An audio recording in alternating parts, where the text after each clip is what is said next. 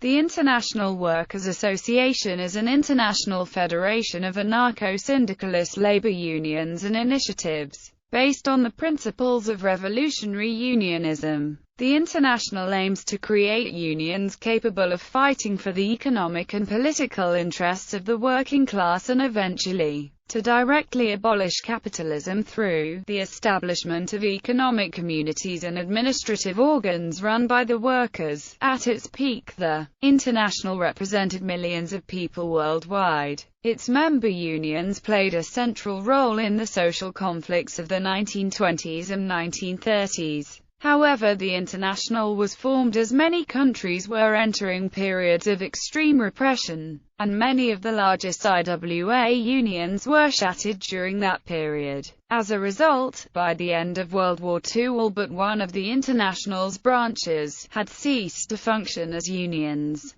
a slump which continued throughout the 1940s and 1950s. It would not be until the late 1970s, with the death of Spanish dictator Francisco Franco, that it would see a major union, the Confederación Nacional del Trabajo, reform within its ranks. After the 1970s, the International expanded and currently counts 14 member sections and 4 friends. Ideology. The IWA program promotes a form of non-hierarchical unionism which seeks to unite workers to fight for economic and political advances towards the final aim of libertarian communism. This federation is designed to both contest immediate industrial relations issues such as pay, working conditions and labor law, and pursue the reorganization of society into a global system of economic communes and administrative groups based within a system of federated free councils at local, regional, national and global levels.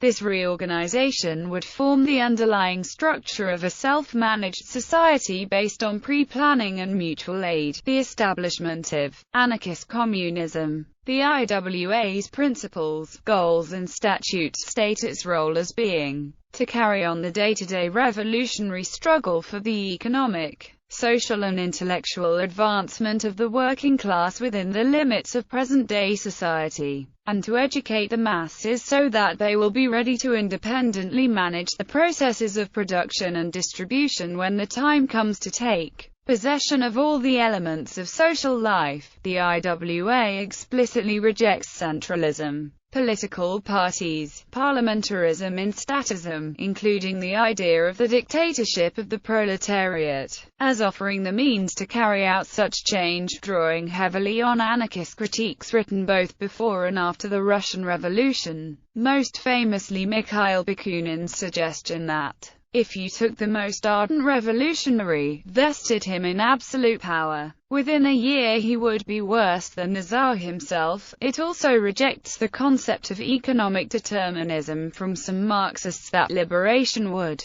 come about by virtue of some inevitable fatalism of rigid natural laws which admit no deviation. Its realization will depend above all on the conscious will and the use of revolutionary action of the workers and will be determined by them. Instead, emphasis is placed on the organization of workers as the agents of social change through their ability to take direct action. Revolutionary unionism asserts itself to be a supporter of the method of direct action, and aids and encourages all struggles that are not in contradiction to its own goals. Its methods of struggle are strikes, boycotts, sabotage, etc. Direct action reaches its steepest expression in the general strike, which should also be, from the point of view of revolutionary unionism, the prelude to the social revolution.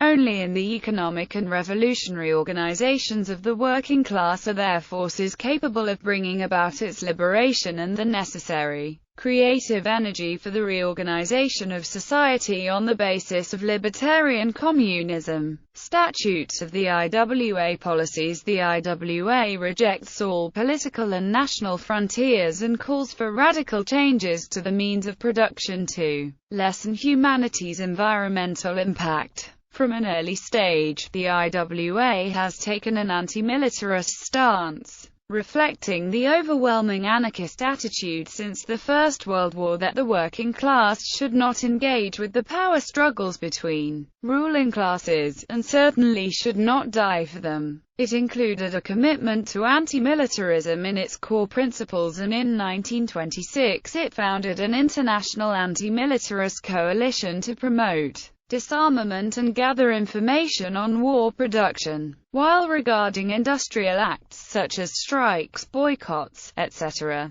as the primary means of struggle against capitalist and state exploitation. The founding document of the IWA also states that syndicalists recognize as valid that violence that may be used as a means of defense against the violent methods used by the ruling classes during the struggles that lead up to the revolutionary populace expropriating the lands and means of production. It is stressed that this should occur through the formation of a democratic popular militia rather than through a traditional military hierarchy. This has been posited as an alternative to the dictatorship of the proletariat model organization. The IWA admits organizations which are in full agreement with its aims and principles in countries where there is not already an affiliated group in existence, requiring them to pay affiliation fees to help maintain the IWA's structure. Member groups are then able to participate in and benefit from the global community the IWA provides and can vote in its highest decision-making event, the International Congress, which is currently held once every 2 years. The agreements and resolutions adopted by the International Congresses are binding for all affiliated groups.